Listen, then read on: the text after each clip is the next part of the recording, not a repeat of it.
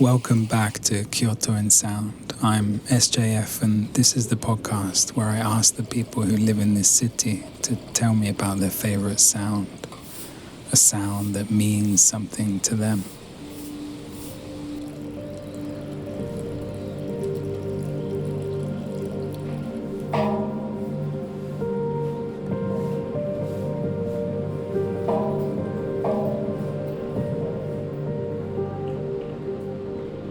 This episode begins at Rokkaku-do, a Buddhist temple right in the center of Kyoto.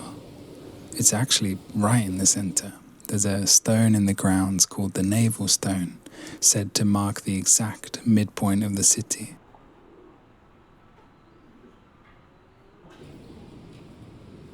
The temple was founded in the 6th century, and the monks who settled here lived near a small pond in the grounds. Over the centuries, they became known as Ikebana, the monks of the pond.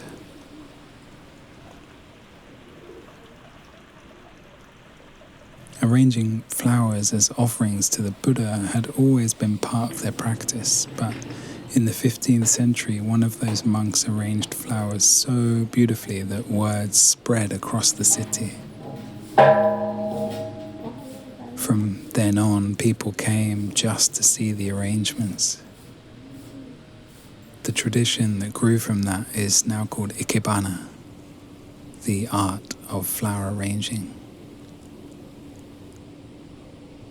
So this is where our video begins.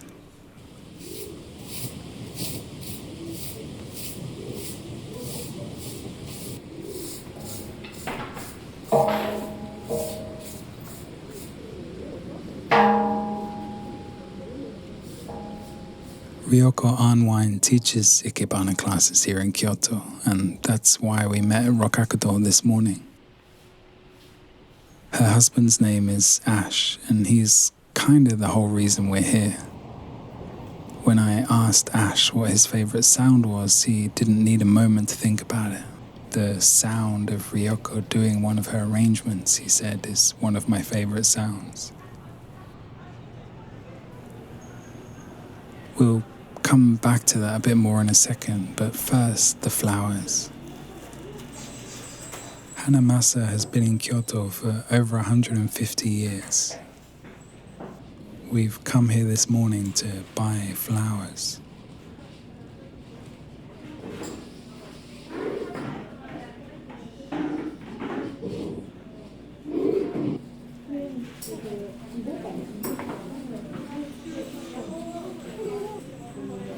Ryoko moves through the store like someone who knows exactly what she's looking for. She lifts a stem, holds it up for a moment, sets it back, moves on to something else. The friendly shop staff are on hand to help her pick out the best looking branches.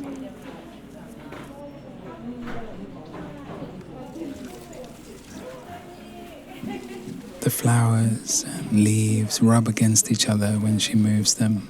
It's a dry, pleasing sound. Soft-stemmed flowers are nearly silent. Some leaves have a stiffness to them. You can hear it as they brush past each other.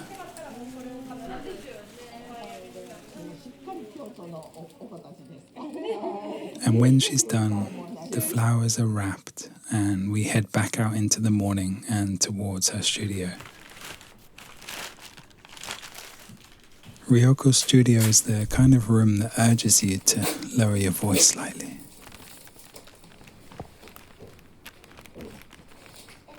She arranges the material, fills the vessel with water, and you can hear the weight of the table shift as it settles, and the kenzan sits in the bottom.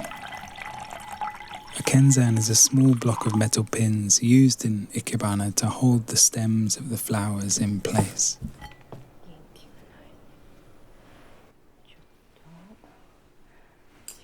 Ash and Ryoko lived in New York before Kyoto, in one of those long, narrow apartments that the city is famous for. Ash's office was at one end and Ryoko's Ikebana studio was at the other. And I would just hear this like snip, snip, snip from across the whole apartment. And over time, I just grew to associate that with like remembering to take a breath in sort of my busy digital life. And it was just like this very relaxing, at-home feeling. So even today, now we live in Kyoto, and instead of a long, narrow apartment, we have a tall, narrow house. But it's the same thing. You can hear that same snip of the scissors from, regardless of what floor I'm sitting on. Each stem gets a clean snip of the scissors before it goes in. The angle matters a lot. Diagonal makes for an easier cut. Soft stems give almost no sound except for the scissors biting. A woody branch gives a proper clean snap.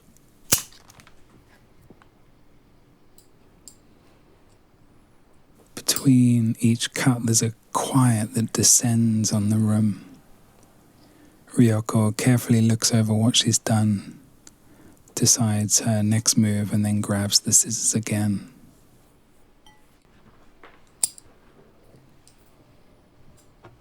Ash told me that there's another sound that drifts through the house when Ryoko is teaching.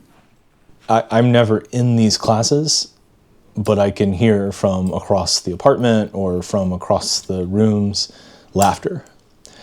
And people come into these sessions, and I have no idea what is so funny about flowers, but it's just something about the way Ryoko interacts with her customers and her guests. At first there's a lot of history and religion and kind of like technique that people might be nervous to get it all right and get it all in their heads, and then instead she just completely disarms them into what suddenly, 10 minutes, 20 minutes, 30 minutes into the session, you just hear this steady cadence of laughter coming. And I always think that's a lot of fun. And, I feel that sort of relaxation of people who came in curious, yet a little bit kind of nervous about what am I walking into. And they've been disarmed and they're just having a fantastic time. And I love that sound. He followed that sound a long way from New York.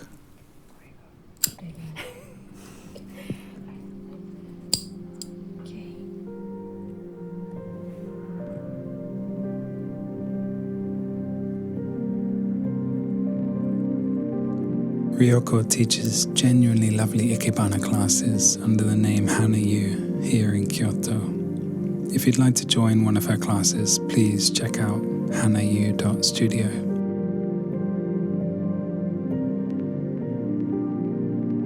And if you'd like to find some of these quieter corners of Kyoto with me, then I lead intimate sound walks through the city. We use professional microphones to help you tune into the things that most people walk right past. Everything can be found over at kyotoinsound.com. And until next time, thank you for listening.